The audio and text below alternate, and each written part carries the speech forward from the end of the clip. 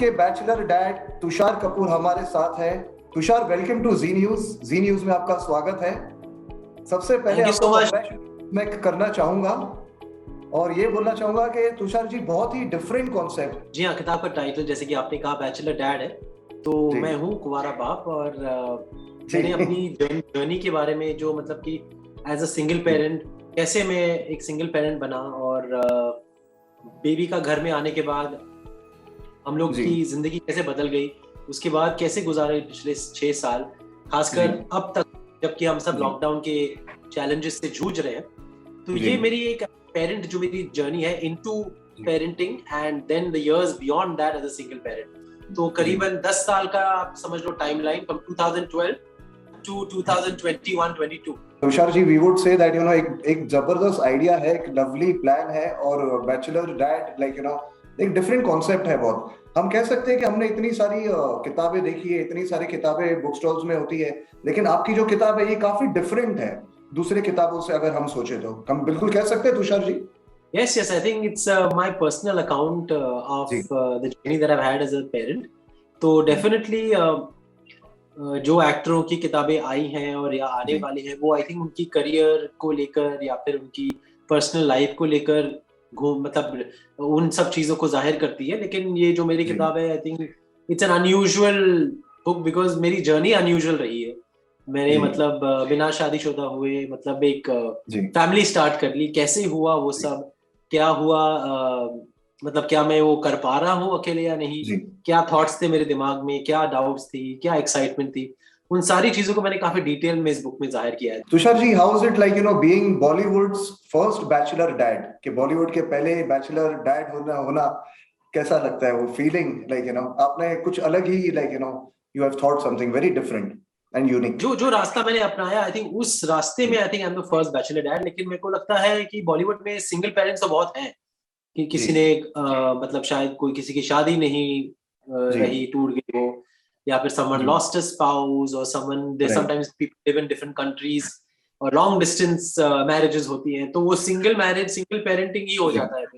तो बहुत all kinds of families आते हैं, लेकिन जो मतलब रास्ता मैंने चुना, आई थिंक उस मोड़ पर आई think I am the first one probably and of course now there are lots of people who are doing what I did. Tushar ji, surrogacy का ये सारा का सारा थॉट आपके जहन में किस तरह से आया और किस तरह से आपने चीजें प्लान की, ये भी जानना चाहिए। वो सब मैंने बुक में पूरी डिटेल में कहा है कि एक दिन मैं तिरुपति गया था, फिर वहां मेरी मुलाकात किससे हुई, फिर किसने मुझे ये सलाह दी कि अगर आप चाहें तो अगर आप शादी नहीं भी करने वाले हैं और अगर आपको पता नहीं है कि आप कब शादी करेंगे, तो you can also be a parent of you can be a single parent and आप सरगेसी IVF और सरगेसी के थ्रू भी कर सकते हैं। और उन्होंने मेरी मुलाकात एक फैमिली से कराई जिनमें एक सिंगल मॉम है, जिन्होंने एक फैमिली स्टार्ट की है just by making up a mind and just by the advancement in medicine and science. So वो I think I would say was just God's hand at play. Lakshya, a very good name, और जिस तरह से नाम आपने रखा है, एक इंस्पिरेशन नेम। तो आप किस तरह से अपना जो समय होता है घर में लक्ष्य के साथ में बिताते हो, थोड़ा आपके फैंस जानना चाहेंगे। वेल, लॉकडाउन में तो अभी ऑनलाइन स्कूलिंग चल रही है, होम स्कूलिंग चल रही है, अभी स्कूल शुरू होने वाले हैं और लक्ष्य के साथ मतलब जो एक नॉर्मल पेरेंट करते हैं, जो नॉर्मल पेरेंट्स करते हैं बच्चों के साथ, मैं वही करने की कोशिश करता हूँ। सुबह का टाइम 1-2 घंटा देता हूँ उससे, अगर शूटिंग ना हो या फिर अगर शूटिंग है तो मैं उसे कभी कभी स्कूल छोड़ने की कोशिश करता हूँ कि स्कूल छोड़ के फिर शूटिंग पर जाऊँ। शाम को मैं उसे पार्क ले जाता हूँ, फिर डिनर के बाद बस किताब पढ़ के उसे सुलाने की कोशिश करता हूँ। I have help, I don't do everything my self, लेकिन एज अ पेरेंट जितना कोई पेरेंट कर सकता है मैं कोशिश करता हूँ कि वो सब कुछ निभा पाऊँ। तुषार जी, बात करें इट्स वेरी चैलेंजिंग, जैसे चैलेंज की बात हो जाती है, being a father and a mother, के चाइल्ड को एक मदर का प्यार भी आप दे रहे हैं, तो काफी डिफिकल्ट और काफी चैलेंजिंग है रोल आपके रियल लाइफ में जो आप अभी निभा रहे हो, जो हम कह सकते हैं Tushar ji it's very challenging. नहीं, आई डोंट थिंक कि मेरे लिए ज्यादा चैलेंजिंग है, और जो कपल्स हैं या शादीशुदा पेरेंट्स हैं उनके लिए इतना चैलेंजिंग नहीं है।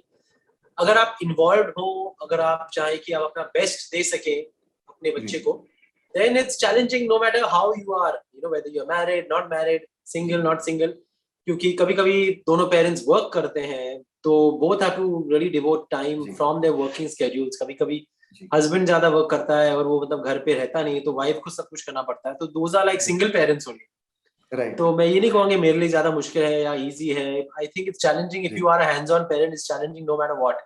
बच्चे तो एक बहुत बड़ी रिस्पॉन्सिबिलिटी है, so that's the fact of life.